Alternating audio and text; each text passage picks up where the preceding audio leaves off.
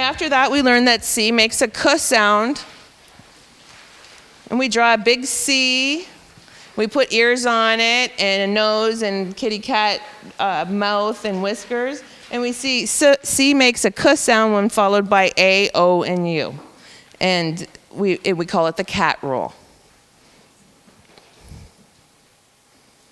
After that, we learn that C and K together, if a word makes a K sound at the end of a word, it will end in CK if there is one syllable, and again, if it has a short vowel. All the rules have to do with how many syllables and what the vowel says.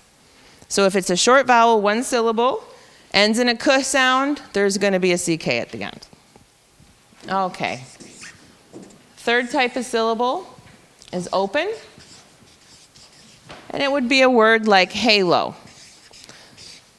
So again, our first step, underline the vowels, mark them with a V. Then we draw a bridge and label what's in between. So we have vowel, consonant, vowel. We refer to our chart. And you can see that this one's a little trickier because there's two versions of it. So what we always say is try the first one first. And we'll get into that in a minute.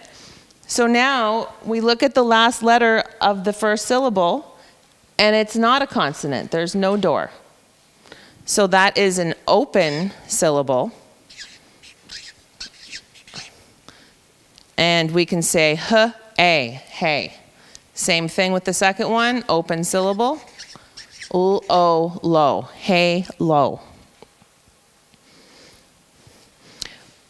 When we get a little bit further along, I teach them, because sometimes it won't make sense. You'll read it, and it will not make sense at all, and you think, okay, what are we going to do about this? I think Robin's one of them. So I underline the first two vowels, mark them with a V, draw a bridge. I have vowel, consonant, vowel. I divide it here, and it says Robin.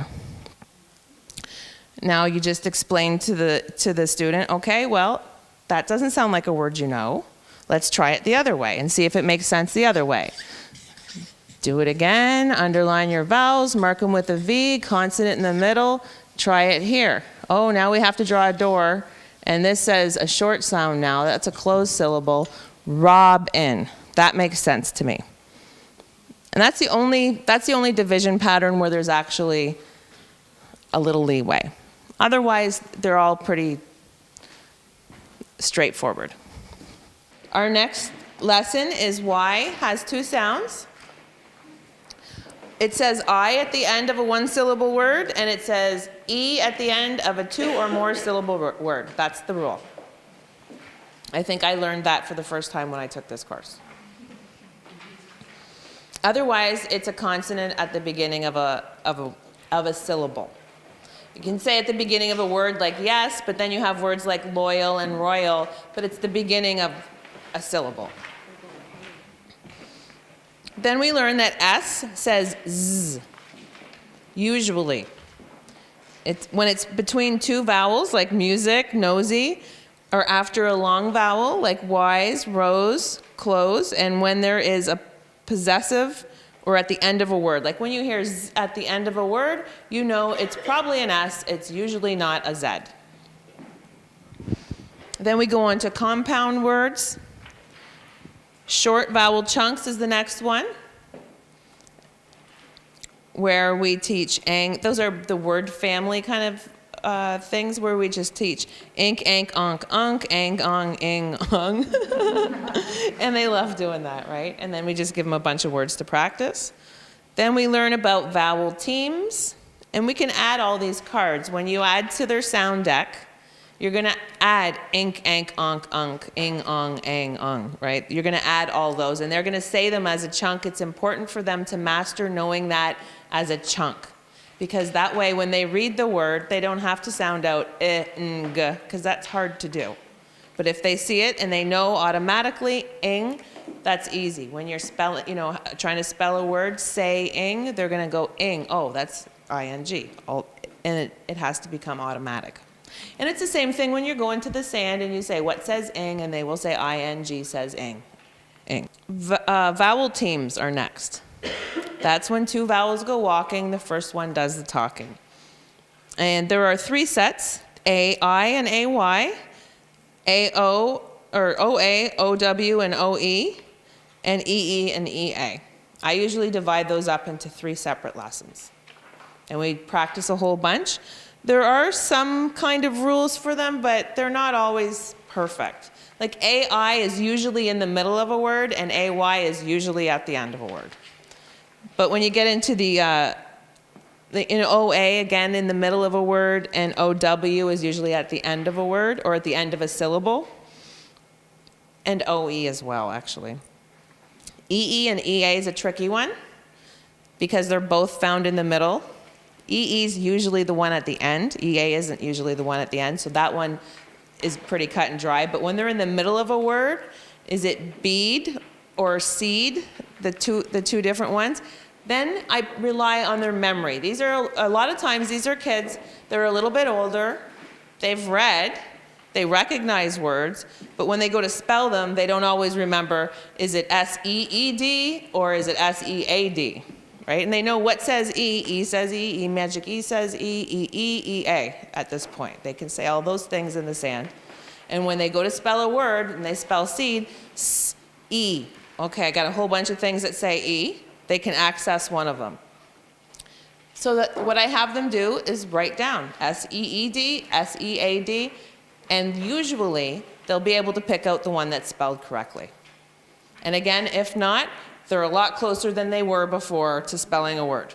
They're, no longer just inventive spelling that isn't, decipherable. Next, we learn the long vowel chunks. So we use a picture. An old ghost is kind of wild. We draw a picture of that. And it's old, ost, eind, ild, ol, and olt as well. And they draw a picture of it, and they practice them, and they can, the same thing. They do that in the sand. You add it to their word deck. R-controlled syllables. That's another kind of syllable. We're at syllable number 4. And when they do R-controlled syllables,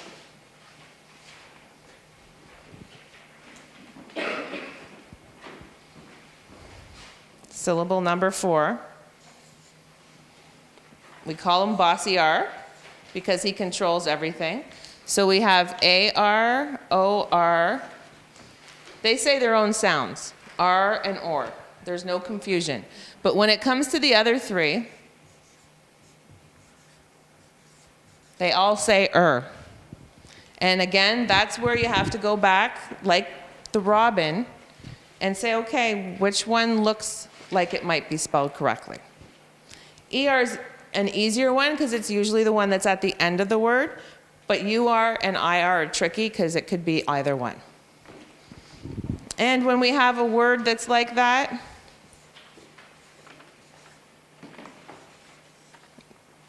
we underline both of them. That's the vowel. When you're syllabicating a word, OR or any one of the R-controlled vowels, both of them are the vowel, and it's important to underline both of them as the vowel. When they go syllabicating words that have AR, ER, any of the R-controlled vowels in them, they need to see that because otherwise, when they're dividing up a word, they'll count that R as a consonant, and it would not count as a consonant. Just like, I'm going to step back for a second and go back to the consonant digraphs. If we had a word like rich, what we would do is, there's our vowel, but then we look at the end, and they need to know automatically that CH, SH, all those go together. So this right here, we have them draw French doors. We get fancy. And they still close the door, right? They still provide a closed door. I says it's short sound, and it's a closed syllable. So it's important for them to recognize that R's go with the vowel in front of them, and that the consonant digraphs belong with their H. And they're also, when they're finger spelling, r, it, ch is one sound, right? They just need to, it needs to be automatic that it's 2 letters. After we learn the R-controlled syllables, we learned that there's another thing that says ch besides ch, and it's tch.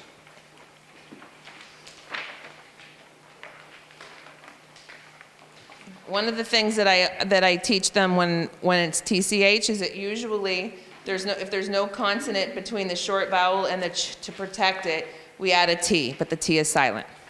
So if you have a word like which and the I is short, I always say that the digraph is afraid of that short syllable and we put a T and it's silent, doesn't say it anymore. This is the second lesson of the R-controlled syllables. It's on the next page. It's divided up into 2, right? I did the first one with just A, R, and O, R, and the second one was the other 3. And of course, the different strategies that they can use to tell the difference between UR, IR, and ER is writing it down and taking a peek at it. Suffixes are next. Depending on the level of the student and how much they're able to soak in about it, I teach them a lot about affixes, and then we talk about prefixes and suffixes. You know, an affix, and if you can, if they're an older student, you can teach them a little bit about root words, and that really helps them to understand meanings of words as well. Ing and ed are introduced first as suffixes. The important thing about ed, ed, is that you teach that it makes 3 sounds at the end of a word. Usually when they hear jumped and they try to spell it, they will throw a T at the end of the word. That's one of the sounds that it makes. And you can go through that. We don't usually have a T in a past tense word. It's always in ed. So you go through that, makes 3 sounds. Plant id. One of them sounds like id. One of them sounds like t, as in jumped. And the third one is just d, like played. Just sounds like there's a D at the end. But it's important to see. And there's all kinds of just different visuals, little cards, little pictures you can get that have the differences on them. I didn't print any of them out, but they have a lot on Pinterest. If you look it up, suffixes and prefixes. The next spelling rule number 2 is the 1-1-1 doubling rule. Again, it's all about syllables and vowels. If a word has 1 syllable, 1 short vowel, and 1 consonant at the end, we double the last letter before we add that ing or ed. That's why we taught the suffixes first. So we double it, and that's words like skip to skipping, swim to swimming. There's a whole bunch. You can get all kinds of examples and have them practice. The diphthong syllable consists of 2 vowels together that make a new and completely different sound. They are like digraphs, but they are vowels, not consonants. Right, SH and them are all consonants. These are just vowels that you put them together, and then they start getting a little tricky. So I usually divide them up. This is where W acts as a vowel, just like Y acts as a vowel at the end of a word. W acts as a vowel as well. So OU and OW say ow, as in couch and cow, and OO and EW as in tool and chew. And there's all kinds of different things that you can get to practice. And of course, we would add those to our collection in their sound deck, and we would also practice those in the sand. And a lot of times, you're thinking, okay, there's a whole bunch of sounds now. It's going to take us an hour to get through all these sounds. Once they master and they know they're going to get the k and s sound right away, you're going to get rid of those in the deck and just keep your newer ones. So it's like a trade-off, right? They're going to master some of them by the time they're getting the new ones. So you're still taking, 5-10 minutes tops to go through the 2 activities together. Then we learn another diphthong, which is oo, or as in look, took, book, and crook. Then we can talk about plurals. And there are all kinds of rules for plurals, right? I usually have a sheet that I go through, and you can, look up that lesson, see what there is. There's a whole bunch of different rules for plurals. There's irregular where the whole word changes. But there's also, you just add S or, add ES kind of thing, depending on what the rule is. Then our second spelling rule is S, U, V, and Z may take an E. So words that end in S, U, V, or Z should have a silent E at the end. They're usually words that do not have a short vowel, and remind the students that the E at the end of the word is usually silent. Again, that E's don't make sounds at the end of words. Those are words like sneeze and snooze and sleeve. Next are some more short vowel chunks. All, awk, and alt. Those are just different sounding ones that they are going to memorize as a chunk.